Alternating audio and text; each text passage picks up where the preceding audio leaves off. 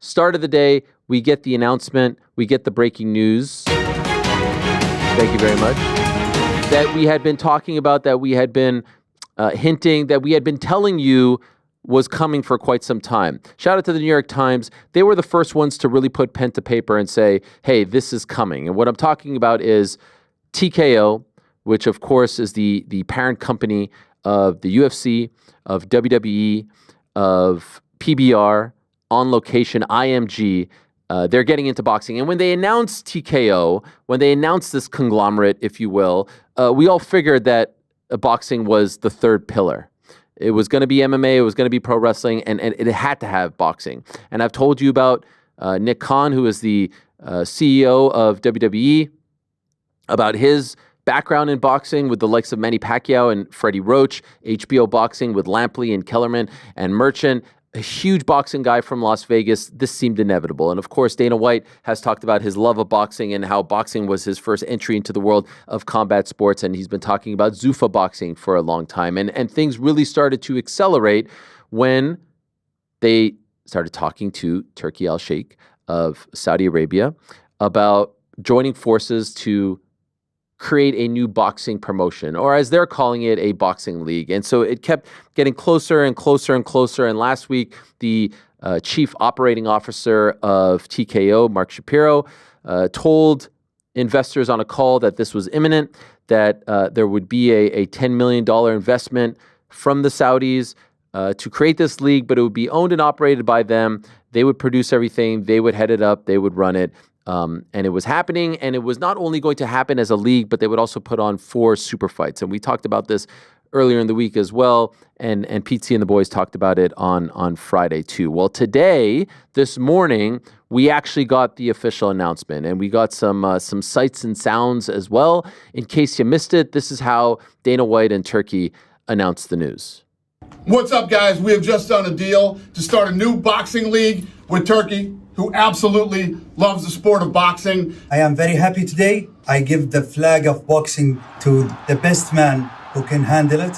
He have a tough job now, but I am sure he will be delivering to the people and the fans the magnificent league and get boxing great again. The model is proven to deliver the fights that the fans want to see. The best will fight the best, and the fighters will continue to move up the rankings and become world champions. We will continue to make announcements on where you can watch and all the rest of the details on the business as we get closer to the launch.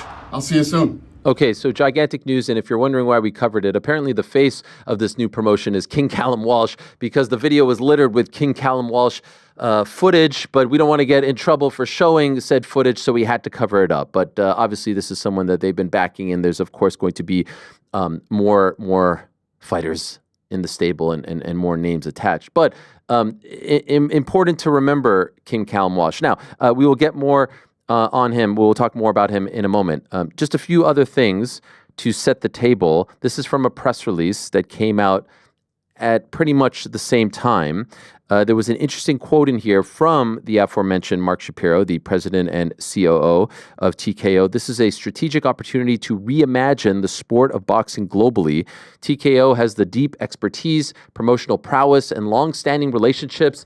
His Excellency Turki Alalshikh and Sela share our passion and vision for evolving the current model. Together, we can bring the sweet science back to its rightful place in the forefront of the sports ecosystem, the global sports ecosystem. Now, they also went through a bit of a bullet point situation as to what we can expect. I'll run through that, and then I'll get into why this is so massive. 1, a highly structured system to develop new talent from around the world, including athlete combines and academies, access for all boxers to the UFC Performance Institute, the world's leading combat sports performance center, research, rehabilitation, and nutrition center featuring locations in Las Vegas, Mexico City, and Shanghai. TKO's production, media, and promotional expertise to deliver both in-arena experiences and top-tier, state-of-the-art broadcasts to fans around the world. Now, they haven't announced officially when it all kicks off. They haven't announced a media partner. They haven't announced any of those details or any fighters attached to it. But let me explain to you all why this is so gigantic. First of all, that $10 million number, that's just a number. That's nothing. You get a big time deal with a TV partner, it's obviously worth a lot more than that. We know that Turkey and Saudi Arabia have endless funds, the deepest of pockets. We have never seen funds in pockets and a willingness to invest in the sport of boxing and in combat sports in particular. We've never seen a figure like this come around. Witness the fact that they're putting on an event on May 2nd in Times Square. They're not even selling any tickets. They're not going to make any money off of this. Yeah, sure, there's the deal with the video game and whatnot, but come on. Putting on an event in Times Square, could you imagine what that costs? So forget about that $10 million number. This is a deal between Saudi Arabia aligning forces with TKO. They already do business with the UFC. They already do business with WWE as well, to completely change boxing. Make no mistake about it. It officially gets announced today, Wednesday, March 5th. We'll see when it actually kicks off, when the first event is. Boxing as we know it is going to change. And this very, very powerful entity is going to change boxing as we know it. What do I mean by that? What do I mean when I say boxing as we know it is going to change? Dana couldn't say it any clearer. People keep asking him about the model. They keep asking about, like, what is it going to look like? Well, first of all, it's going to look nothing like these other boxing promotions. They are not going to adhere to the old standards set in boxing. What do I mean by that? You know how, they were fighting for the WBA title on Saturday at Barclays? They ain't fighting for no WBA. They ain't fighting for no WBC. They ain't fighting for no IBF, WBO, none of that. They're going to create their own belt, their own rankings. They're not going to adhere to any of it. And they're essentially going to say, what are you going to do about it? What are you guys going to do about it? You're going to do nothing. And while we do that as well, we're also going to try to get rid of the Muhammad Ali Act, which came into play in 2000, which is supposed to, kind of protect the boxers, protect their rights, protect the ranking system, protect, promotions from doing this. They're going to try to get rid of it as well.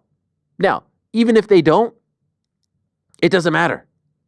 No one, it's sort of in a much smaller way. It's sort of like these press conferences or these like mandatories that I keep talking about. And they say, well, this is how you always do it. This is how it's always been.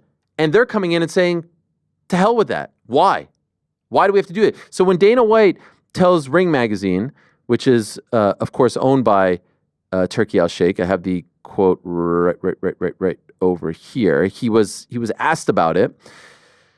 And when he says things like, everyone knows the format, the best fight the best, you work your way up the rankings, and once somebody breaks into the top 5, there is no question about who the best 5 guys are in each weight class, they fight it out. And once somebody holds that belt, our belt, not the IBF's belt, not the WBC belt, not the WBA belt, WBO belt, our belt, whatever this is going to be called.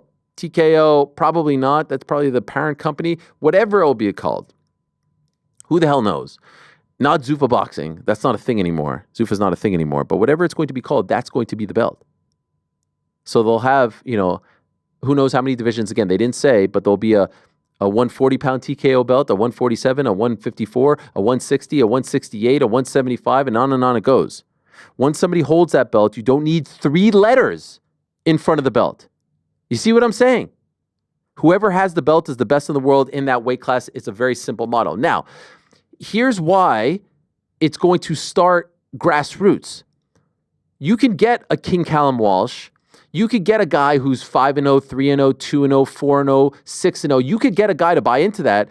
A guy like Terrence Crawford, a guy like Canelo Alvarez, established guys like Anthony Joshua or Tyson Fury or Daniel Dubois, their brain works with, I'm the heavyweight champion of the world, WBC, IBF. That's how their brain works. They're going to start grassroots, if you will. They'll start with the youngsters to reprogram how everyone thinks and to reprogram the brain to think that this is now the ultimate prize. This, for lack of a better term, the TKO belt is the ultimate prize. Forget about those antiquated, old-timer belts. This is now the ultimate prize. So it's going to take some time to... I'm not saying that they're coming in and all of a sudden, like, Matchroom, Queensberry, Golden Boy, Top Rank are just going to go poof, or WBC. They're not going to go poof, but they are going to attempt to reimagine, as they've said it themselves, revolutionize the way boxing is structured. And so that's why, and they're not just, a couple of jamokes off the street trying to do this. They are the strongest of power players. They have the influence, they have the backing, they have the funding to make this happen, to revolutionize it. Is it going to happen tomorrow? No, but this is what they are going to do. And the boxing establishment, I can guarantee you to a degree, is not going to love it. Now, there's a ton who are going to love it, obviously, if they already work for the entities or if they're trying to remain in good standing, they'll be like, great. But I can tell you the old guard is going to be like, wait a second, this is not how it usually is. They're going to UFCify boxing. And that's gigantic. People have talked about trying to do it. People have talked about wanting to do it. They're actually going to go ahead and do it. We'll see how it turns out. Now, remember what he said on that call last week, Mark Shapiro. In addition to that league, as they're calling it, we're also going to be doing super fights. 2 this year, 2 next year. Massive fights. Don't be surprised if the first one is Canelo versus Crawford. And don't be surprised if that first one is on a platform like Netflix. And don't be surprised with Top Rank leaving, this new league comes in and replaces Top Rank on ESPN. And don't be surprised when they re-sign with ESPN, which in some way, shape, or form, I think they will. A part of the deal is to bring in this league as well to be the boxing entity on ESPN. The guy who cut the deal for Top Rank to be on ESPN was Nick Khan. No one knows those people better than him. When I got to ESPN, everyone was like, oh, you're a Nick Khan guy? He's your agent? He, for all intents and purposes, was the most powerful non-ESPN employee in the company, if you get what I'm saying. Represented them all. He could very easily cut this deal and say, you want UFC, you gotta do a deal for this league. And by the way, ESPN would gladly do it. Why not? Why wouldn't you want the new shiny toy? Out with the old, in with the new. And so don't be surprised if they replace Top Rank on ESPN. Don't be surprised if the super fights happen on an even bigger platform like Netflix. But now, remember what I told you all about the Canelo thing with Jake Paul. Remember when I said TKO is behind this as well? They don't want Jake Paul fighting Canelo. They don't want Canelo to fight Jake Paul and then fight their guy. No way. We'll give you a fight in Riyadh if that means leaving this deal, and you could go get that deal. That 3-fight deal, we'll make it now a 4-fight deal. You fight William Skull, you win that belt, and now the Terrence Crawford fight is even bigger. And that may be the first entry. And so you do the super fights, you do the massive fights with the Crawfords and the Canelos of the world. You populate those cards with your TKO boxing guys, and then the TKO boxing guys go back and you put on X amount of events around the world. King Callum Walsh type guys who, let's be honest, aren't exactly highly regarded super prospects in the sport. They've hitched their wagon to him. He's done fine. I don't think he blew the doors off of the 3 Arena in terms of ticket sales and gate and all that stuff. But those types of talent, you build them up, and then eventually you get to the point where now you're creating your own stars. You're the best at production. The shows will be quicker. It will not feel like the old guard. The weigh-ins will feel very sort of contained and structured like the UFC weigh-ins. The press conference is the same. You have Dana White, who's arguably the best promoter of the past 20, 30 years, leading the charge. Like, all the pieces are there. All the pieces are there. You have Nick Khan, who has all the relationships with the networks. You have the endless funds of Turkey and company, Sela, who is the sort of like, the sports entity under this public investment fund in Saudi Arabia. It's all right there. Boxing as we know it is going to change. This is seismic. This is massive. This is mammoth. It is gigantic. And TKO just got a hell of a lot bigger and stronger. TKO, we all knew that they were coming to boxing. They're not just coming in alone. And what was interesting about that clip, Turkey says in the clip, he says, I'm now handing it off to Dana White. I'm not sure how 1,000% accurate that is. Riyadh season's still a thing. The Ring Magazine event's still a thing. Remember, Ben Eubank is a Ring Magazine event. The May 2nd Times Square card is a Ring Magazine event. So those are still going to be a thing. He's not just like passing the baton now and moving along. But what he is doing is saying, we're in business with them. They're going to cut our deals. They're going to be the home of this, especially in the United States. Dana White on First Take earlier today was talking about this needs to be an established thing. This needs to be an established entity in the United States. They're going to get the deals with the massive media partners, and the money is going to roll in. And it's all going to be intertwined. And there's going to be TKO group takeovers in random cities all over America where it's, SmackDown on Friday and the UFC pay-per-view on Saturday and then an event on Sunday or God knows what permutation. Who the hell knows? But they just got a hell of a lot more powerful in the combat sports world, and they're not going to adhere. That's the big story. That's what I kept trying to allude to. They are not going to adhere to the old boxing rules and tropes. They're not. It's over. I'm not saying no one else is, but these guys are coming in for the first time in a long time and saying, yeah, to hell with all of that. 3 letters, thank you. Appreciate it. Why do we have to adhere to your rules? Who are you, IBF? Who are you, WBC? Who are you, WBO? Now let's see what happens. Let's see what kind of pushback. Let's see, maybe they want to work with them in the end. But I can tell you right now, that is not the intention. And they're telling it to you. You don't need 3 letters in front of the belt. Well, I guess it depends on which 3 letters, because if it's maybe TKO or some other permutation that they come up with, those 3 letters matter. They're referring to IBF, WBC, WBO, WBA, on and on it goes. Do you understand? Do you understand why this is so big? It's gigantic. It's a massive, massive piece of news. It's a massive moment in the sport. And look, we've been hearing it from Dana White for quite some time. He was going to get into boxing. And it became somewhat of a running joke. Like, when's it actually going to happen? When's it actually going to happen? Well, now it's a thing. I feel very confident that Canelo Crawford is a part of this conglomerate, that they'll be backing it.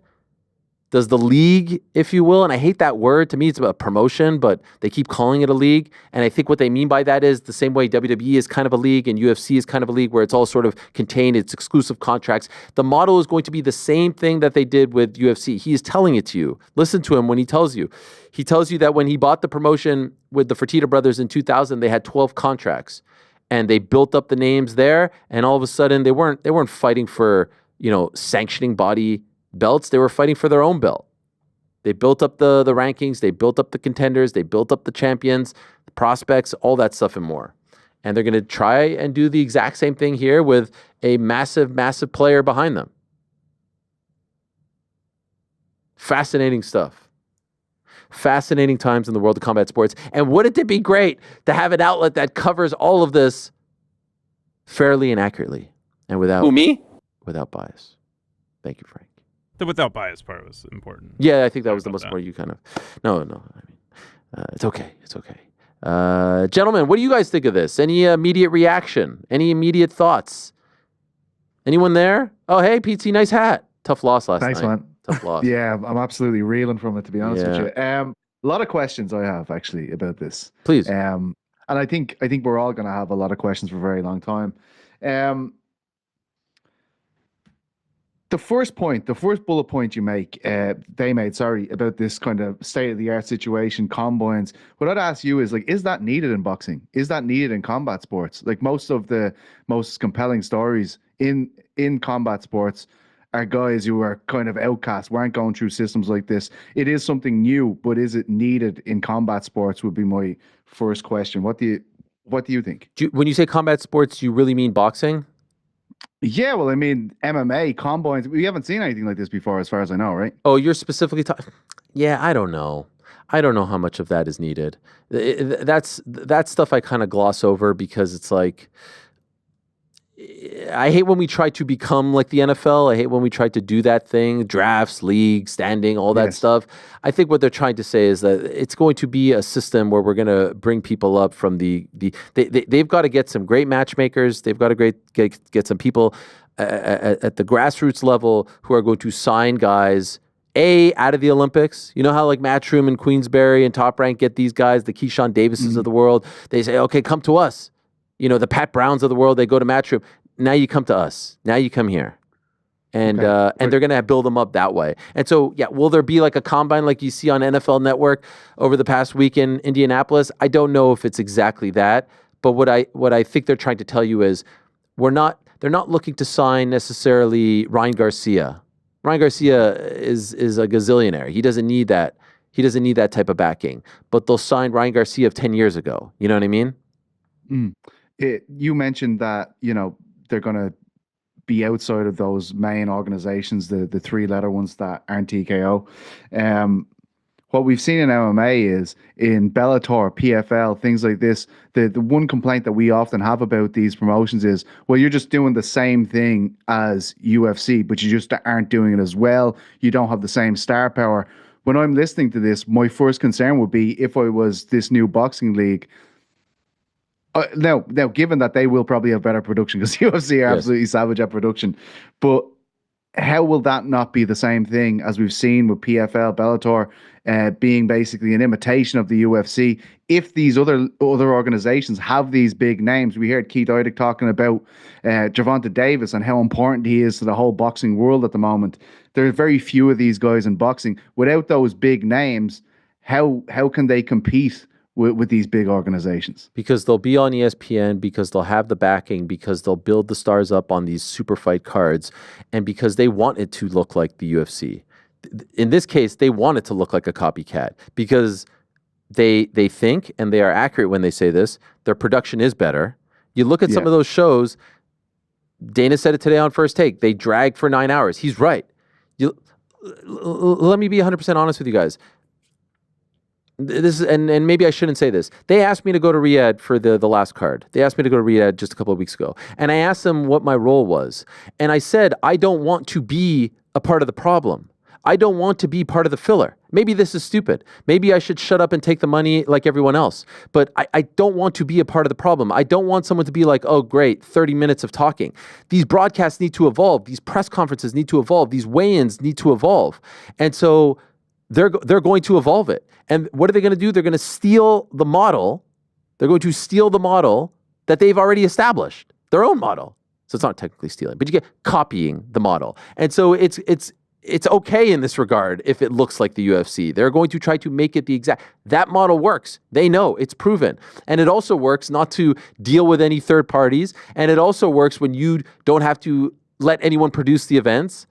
They're kind of ahead of the game when it comes to all of this stuff. Now we're starting to see more sports entities want to produce their own things and all this stuff. Like they've done it from the start. And so you have to say fair play. This is what the another entity in boxing will be like, okay, I'm going to sign a deal with TV company B and like you guys do it for us because that's how it's done in the NFL, MLB. And look what happens. They maybe don't know. They don't have the right agenda. They don't have the right instincts when it comes to putting on a show. These guys do. They know exactly what to do. And so that's what Turkey is saying, here's the baton, you go do it. Now, you'll do it for these guys, but I'm sure their influence is going to extend to the other stuff as well. I would be very surprised if that isn't the case. Final one from me. You have said for a long time, you've thought that maybe Canelo Crawford could be one of these fights, one of these big four fights they're speaking about in the press releases, etc. What I'd ask you is the TKO belt on the line in that fight, if that is the case? I would be extremely surprised because, like I said, those established guys, they have, like, Canelo's fighting for the IBF title on May 3rd, technically May 4th in Riyadh. That, if he wins, makes him undisputed champion again. And Crawford wants to become an undisputed champion. That needs to be on the line. But over time, slowly but surely, they are going to hope to move away from that thinking and that model. And now all of a sudden, the richest prize in the business is this TKO belt. Just like the richest prize in the boxing business, the MMA business is the UFC belt. Just like the richest prize in the wrestling business is the WWE belt. It's the exact same thing. I've always said WWE and UFC are a lot more alike than UFC and boxing. Well, now they're going to try to enter boxing into that conversation and make it uniform. WWE, UFC, boxing, all playing by the same rules, all kind of structured the same way, all packaged the same way, and all in-house. I've never quite understood why Matchroom doesn't make a Matchroom belt. Why doesn't Top Rank just make? Why didn't they do this? I think it's because it's old guard. This is the way it's always been done. And I'm not for a second saying that Matchroom and Top Rank and Queensberry and Golden Boy and all these guys are going to go away and this is their death knell. But they've got serious competition now, especially when it comes to those up-and-comers. Serious competition. And if you're a young person and you're like, hey, I want to be aligned with these guys, and we'll see what the structure is economically, and we'll see who's getting paid what and all that stuff. And you know what? I don't really care about this WBC nonsense or IBF nonsense. Give me that belt. I want to be a part of that. I want to be a part of that history. It's going to get really interesting really fast. Any other questions, thoughts, concerns? Have I missed anything? No, you covered it very extensively. My major outstanding questions are things you already mentioned, like how is this roster going to be completed, right? How do they build out what the list of fighters that are competing with this promotion look like? How does the compensation work across these different these are the big questions. These are the remaining like huge questions. And we know that the powers combined of these forces coming together is going to be massive, that this is going to signify something. There will be a shift after this. Whether it is ultimately like successful or not successful or all these things, that is so far in the future, it will remain to be seen. I think we can say sitting right here, right now, this is a moment. There will be something that will come of this. What that ultimately the impact is just so far in the future we can't see it. But all those things about how this is built out, how fighters are compensated, what the actual structure looks like down the line, what the when Shapiro was talking about it, Mark Shapiro was talking about it from TKO, talking about Saudi group is going to put in all the money, but the TKO group has possibility to gain stake as the relationship goes on. What does that stake look like? Now, does TKO start putting in money as this thing potentially grows and becomes a new huge business for them? There's so much from this that can happen. We talk about when Dana talks about slap fighting. Yeah. How it feels like the old Dana. Yeah. You're about to see that guy again. Oh, yeah. And it is a very interesting thing. I mean, like UFC kind of runs itself at this point, and they've got Hunter and everyone there. It's a well-oiled machine. Slap is a thing, and they've got some of the same people working on it, but it's becoming its own thing. And now I wonder how his pie gets broken up. Like in terms of it's a lot of stuff on his plate right now. And again, there's a ton of people behind the scenes, but he's just added a massive thing. Now, Nick is going to be a huge part of it as well. And WWE kind of runs itself too, and they have, Paul Levesque and all those people, but they've added a behemoth. Now, they haven't said how many events they're hoping to do. They talked about those 4 super fights, shows, if you will. Yeah. But they haven't said how many events. And by the way, now all of a sudden, does Alexander Usyk, Alex Pereira become a real thing? That's what I was wondering. The means are there. The means are there. It's right there. Maybe not even just Pereira, but any of these guys on the UFC roster. Did Usyk, by the way, did Usyk know something? Yeah. It came out of nowhere. He might have. I mean, we just saw him in Saudi Arabia at the fights. Did he know when he did this media? Had anyone reached out to him to gauge his interest? Did he know? Now all of a sudden you start to think like these things are a lot easier to get done. Well, also you consider the fact that Usyk isn't exactly the call-out type, right? In fact, even... It was so left field. It was so left field, and even more so to the point... The first thing he says is like, I'll face the winner of a title fight where I've already beaten Dubois. Like he's very much the next man up kind of guy. So then to randomly be like, yeah, by the way, the UFC champ over there, Alex Pereira, I'd like to fight him, does feel complete like it took us all off guard. Now, as you're saying this, maybe it made more sense than we thought. The thing I also think about, there's so many things I think about with this, but like is if you are people who are fighting on the smaller shows that this promotion is doing, and then seeing that like the bigger name stars can come in and out, right? Like let's say you do a one-off deal with Usyk to be on that mega tentpole show, but it's not necessarily like fighting under their umbrella for a long amount of time. You come together, you do that show, you do Alex Pereira versus Usyk, and then you separate business. You wonder what the people who are under longer-term contracts or doing separate deals think about this, because there's going to be a differentiating of the product, a tiering of the product in a way that boxing isn't, right? Boxing is one-off show, you sign, maybe you're matched with a promotion, but they have a roster of fighters that they can give you. I think there's just going to be so many different like looks and ways that this all comes together. I think it's pretty easy though, because like those cards will be populated with their fighters. And then hopefully you tune in to watch Crawford Canelo, and all of a sudden you see King Callum Walsh on there, and you're like, I like that guy. And now I'm going to watch him on the regular thing, no different than a fight night, which leads to a pay-per-view, etc. What if you can't get a Canelo or a Crawford for multiple fights, though? What if you can only get them for, hey, we need you for this card. We're going to do the biggest fight possible, but now they're elsewhere in the meantime, right? I'm off fighting Jake. I'm not using Canelo. I'm just saying Canelo Crawford because they're that tier. But like now I'm off fighting Jake Paul. Now I'm fighting for another promotion. I think it's fine, but also look at the deal Canelo just cut. He cut a 4-fight deal. Yeah, the money talks, baby. Yes, they're gonna have a lot of advantages from a. They have all the money in the world. They have the guy who has the endless funds. To the point that, and I was talking to somebody about this earlier. To the point that Canelo Alvarez said no to Jake Paul and Netflix. And that tells me everything I need to know about how much money is going to be. By the way, he may end up on Netflix in the end. And then there you go. And how much support goes behind this. Like it is a treasure trove that they have. They have a war chest that they can dig into at any time and really make a lot of different things happen. It's very fascinating.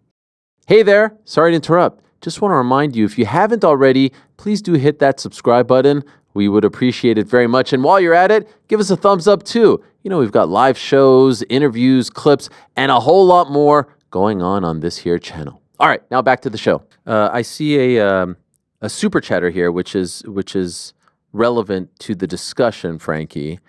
Jake from Windy City. Yeah.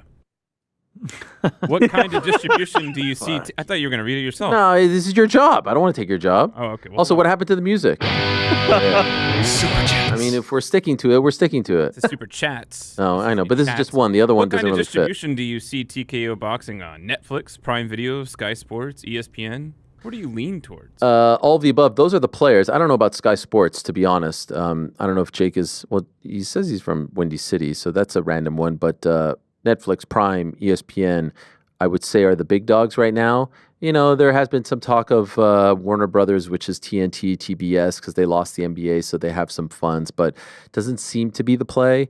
That makes a ton of sense. If I were to look in a crystal ball, the 4 super fights being on a Netflix and then the rest of the league being on ESPN replacing Top Rank seems like it's right there. Yeah. Why do I say Netflix, by the way? Because they have the relationship. WWE's on Netflix. They have it. So what are you just thinking? did a like massive event. ratings. You're thinking like the super fight cards go on Netflix, the normal fight nights on ESPN, ESPN Plus. Yeah.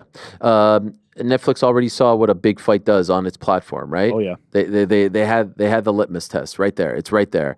And then, you know, do they want to be in the fight night business per se? No, maybe not. But I tell you, a great place for that, ESPN, which now all of a sudden is not in the boxing business as of August. And so that would make a ton of sense. But by the way, as you pointed out, so an Amazon, like anybody who's doing regular live sports content, this is a great potential move for them. This is so intriguing in the right now for everything, like how it's going to form, where it's going to be broadcasted, what it's going to look like when the production comes. And then it's also just so intriguing for the down the line of like what it could potentially become. Like, is this marriage between Turki and TKO and Dana White, like, it's almost like, are these the 2 most powerful men in combat sports getting together to try something? 1,000,000%. Like, it's just like the potential that they have. It's the most powerful man with the most powerful entity. It's you know what I mean? In TKO, right? Yeah. In TKO, like Shaheen and I were banding about like should we do a top 25 most powerful people in combat right now? Like that's right in our wheelhouse. Spoiler, and I think I've mentioned this. Like Turkey's number one by far. Oh, for sure. There is no person that touches MMA, boxing, and wrestling.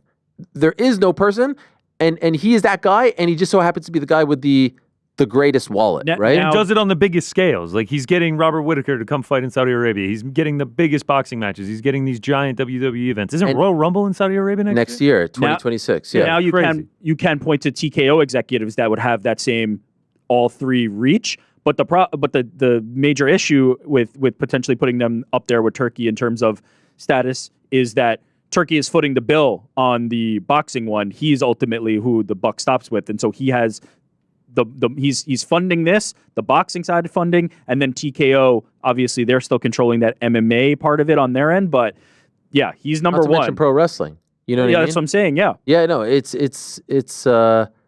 really the most powerful man who has. Look, like I've said in the past, when they got into golf, when they got into soccer/football, they were viewed as disruptors, right? Yeah. Oh, they're taking Jordan Henderson away and they're bringing him to Saudi Arabia. They're taking Neymar away. They're taking Benzema away. They're maybe taking Mo Salah away. What about these names, PC? What about them? Come on, give me some credit here, damn it. What about these damn names? I'm just rifling off. Just naming the biggest names in soccer. They wouldn't dare take away Chrissy Wood. I tell you that much. He would never. Anyway, he probably. And in golf, the same too. Phil Mickelson, this, that. But in boxing, they were viewed as saviors, right? And so it was very smart for them to say, not to say that they've turned their back on football. Ronaldo, of course, they were getting into the Messi thing too. They were a part of it. But in one entity, you're viewed as a savior. And now, could you be a part of the entity that cleans up boxing, that fixes boxing for good? I mean, what's better than that? To steal terminology, I think they use like making it great again, making boxing great again. I mean, but is it like this idea that they're making boxing great again to get rid of the Ali Act is you think would be a massively unpopular situation among the actual athletes in the sport? This is something more than anyone. This is a great point. I actually the boxers have benefited from this. Yeah, it's a great point. For those that don't know, this is a quick Google search on the Ali Act, but I just want to read very quickly. So, what is the Ali Act? It was passed in 2000. It used to be known as the Professional Boxing Safety Act of 1996, and the purpose is to reform an unfair and anti-competitive practices in boxing, to protect boxers from disreputable business practices, to ensure that referees and judges are certified and approved by the boxing commissions. All right, well, we'll see about that. Key provisions.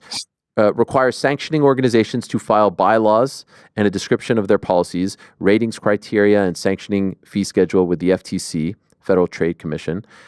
Requires that all referees and judges participating in a match are certified by those boxing commissions. Requires sanctioning organizations to disclose additional information to state boxing commissions as requested. Rankings, purses, all that stuff, protected, independent, unbiased. Now, if only they had someone in Washington who is an old dear friend that can help change these old laws. Who, me? Yeah. And so that's 100% at play. And by the way, there were entities in the past that wanted to bring something like the Muhammad Ali Act to MMA. And Zuffa at the time spent millions upon millions of dollars to lobby against that. And they died on the vine. MMA, FA, and all this stuff. And so if, in fact, they can be successful, and Ari Emanuel has talked about it to the likes of Pat McAfee, and Mark Shapiro has talked about it on these investor calls and other places, if they can be successful in getting rid of it, now the floodgates are open. Now they could really do it. Now, I think what they want to accomplish can be accomplished with this in play, still as a thing. But if it's not, sky is truly the limit. If there's something past the sky, outer space. PT, what do you think Sorry, go ahead. I was just going to say, I would wonder, honestly, if in the current environment that fighters would be able to collectively see the good in the Ali Act. I wonder if, with how much money is on the table, if you can play people against each other in the same way that, to Ariel's point, on the MMA side, nobody has been able to kind of gather enough support for it. I do wonder if they'd even be that aware and able to recognize the potential implications of it going away. I do wonder. Well, what are the biggest obstacles as far as you're concerned here, Ariel? Because the way it seems to me, listening to this today, is like this was just an open door to come in and take the sport. Essentially, all you needed was two very powerful figures within the combat sports zeitgeist to come in and take it. And it doesn't seem to be any obstacles here, as in from the old guard, the matchrooms we talked about, all these other promotions. Like, I fully agree with you in what you're saying. Like, these guys are going to play ball to start because the golden goose is Turkey, and they need to play ball with him. But surely somewhere down the line, if their idea is to build boxing, build TKO into the UFC of boxing, which has, been in court very recently over being a monopoly in the sport, surely there's going to be some massive pushback at some stage. There's going to be pushback maybe from, like I said, the old guard, from the sanctioning committees. There's also going to be pushback from some of the more established fighters who don't need this, right? Like an Usyk doesn't need this. An AJ doesn't need this. A Fury doesn't need this. A Crawford and Canelo don't need this model because they're already making millions upon millions. But what about that next tier who haven't quite made it? Like, what about a Shakur Stevenson? Or what about a Keyshawn Davis if he becomes a free agent? Those types of guys, right? That next tier who's just about to break through, but maybe aren't breaking through just yet. They want the promotional backing of a TKO and of a Turkey as well, because now this is his baby. It's a very enticing thing. And by the way, don't just take it from me. Here's legendary Hall of Fame boxing promoter Lou DiBella replying to a tweet of mine from earlier today. He tweeted this to me some 24 minutes ago. Paradigm of existing boxing is falling and being redefined. He might have meant failing there. Couldn't be more seismic. And I told you this entire shift in the model was coming. No surprise that Turkey aligns with Nick and Dana, and the timing couldn't be better. Boxing people, we did this to ourselves. Sport couldn't have been more poorly governed. Those who don't get it because they are without vision or dumb. D-U-M-B, all caps, which is one of the reasons the old house of cards is falling. This isn't evolution, it's revolution. And that's coming from old guard boxing promoter. Yeah, that's crazy. You know what I'm saying? Don't just take it from me. I didn't even know that he tweeted this to me. But it's, again, I feel like I've overused the word seismic this week because I was talking about it with regards to John Cena and all that. But I did say that wasn't seismic. This is revolutionary. And we're only 4 hours old. But if there was ever an entity and a person who can actually change boxing forever, it's these guys. And it's not going to happen tomorrow. It's not going to happen by the end of 2025, but it is upon us. And I find it fascinating. I was talking to a boxing guy yesterday. I'm like, this is coming, right? Why aren't you guys talking about this? They don't realize. Maybe because they don't know Dana, maybe because they don't know TKO, they don't know Nick Khan. They certainly know Turkey by now, but I felt like they all missed it. It was all right there. And I still feel like they're missing it today. But I think we're all missing it, man. Like, I think we're all trying to get our heads around this. It's happening so quickly. You mentioned Shakur Stevenson got like $2 million for his last fight. At what point does this become an obstacle for the UFC? If TKO are signing these guys who you'd assume they want a bump if they're remaining undefeated and they're getting $2 million for the last fight, you think they're going to want 2.5 for the next one or whatever. If the Ali Act is in place, if everything in boxing is the way it stands, they'll have to disclose these purses. As we've mentioned, in the Sportigo top 100 earners, not a single MMA fighter there. There's 6 boxers there. Obviously, not the guys you've described that they'd be looking for. I think Inoue was the last place one at 82nd. But do you think there is a moment that comes here when MMA fighters start looking at the purses of the TKO boxers and saying, well, what the fuck, guys? Yeah.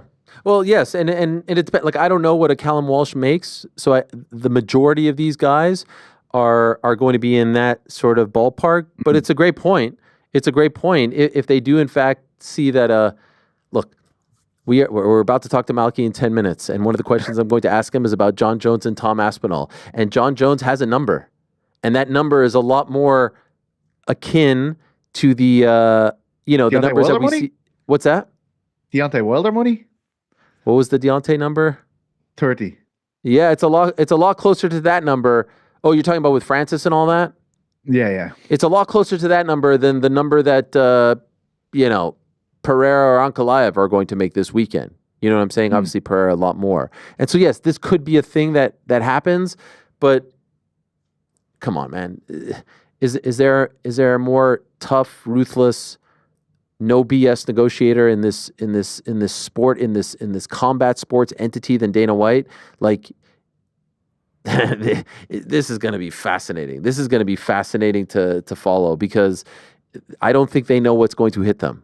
I really don't. The friction between that is something I thought about, what Pete mentioned in terms of the boxing versus MMA parts of the house. But also, I think it's worth noting, at least in, maybe this will not ultimately be a thing, but I think it's worth noting when people this powerful come together, it's not always harmony, right? It's not always everybody's playing nice in the sandbox. That's right. Sometimes there can be power struggles. Sometimes there can be people not liking how much sway one person has versus the other. So I think there's just so much here to play out that, like, what version of this that we're conceptualizing and thinking about now is not even going to be remotely in the ballpark of what it ultimately ends up being even a year from now. Dana White and Turkey were on the Pat McAfee show, and Turkey on the Pat McAfee show is tremendous. Today they were. Yes. I didn't even see this. Yes, and they were asked, and Dana said about the first show. Dana said, when it's time to announce, we have a massive fight. Turkey says maybe September 12th. No. Do you know what's September 12th? September 12th. Canelo Crawford? Yes, I'm telling you all, it's happening. I'm listening. I said it. You've been saying it for weeks. I said it for weeks. and the ones behind that whole Canelo MVP Jake Paul thing, they were behind it as well. This is all very personal.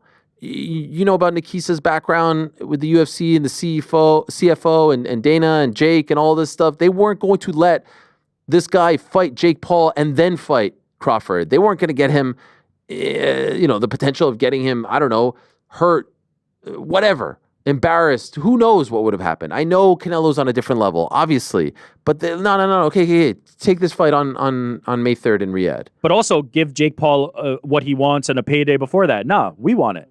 We're not letting him have that. No chance. Yeah. You think look at Dana and look at those guys in wrestling and MMA. Oh yeah, you could fight here first and then you come to us. Yeah, no. You're coming to us first. Not happening. I also love Turkey, just like no nonsense, always ready to announce something. Dana's like, when the time comes, we'll make the announcement. And Turkey's like, September 12th. Yeah. We'll see you at Allegiant Stadium. Unlike when Dana White's like capitulating about like, John Jones is going to fight this time and we're targeting this and maybe, and it starts at 100% and goes to this. Turkey has the means to make any kind of thing happen. If he says September, he has the means to go, okay, you people, you're going to do what you need to do. I'm going to pay these people and it's going to happen in September. That's his MO. He says it and he makes it happen.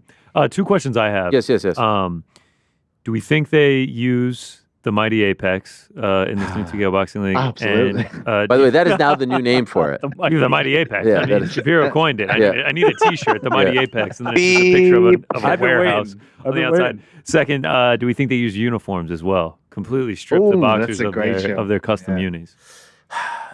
Perhaps That's for the good call, though. By the way, perhaps for the league.